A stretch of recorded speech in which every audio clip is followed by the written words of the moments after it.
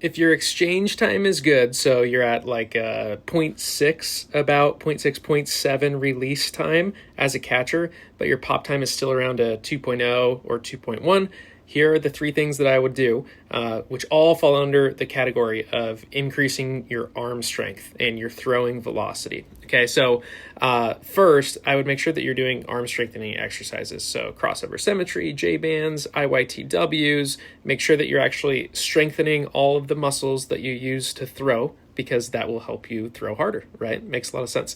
The second thing is I would make sure that you're throwing hard, and that would include both long toss and like pull downs, maybe some running guns. Now you got to make sure that when you do this that you're doing it well and not just going to go hurt yourself.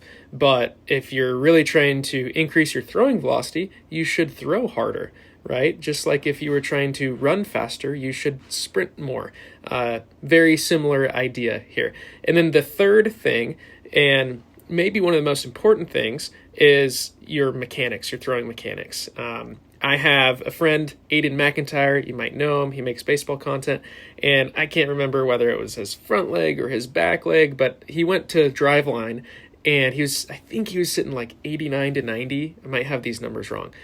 But then he went and they did a mechanical analysis, and either his front leg was leaking or his back leg wasn't turning enough or something like that. And he like jumped up to 94, or something like that. Again, the numbers might be wrong, but that's what can happen when you get the mechanical analysis that is correct for you. Like you can make like some really big jumps. Now, when you do that, you want to make sure that you're doing it well, because now all of a sudden, like say for example, you were generating 100 pounds of force. Let's just use an easy number, like from the ground all the way up through the ball. Well, if your lower half is leaking and it's only transferring 60% of the force, only 60% of that gets up into your torso.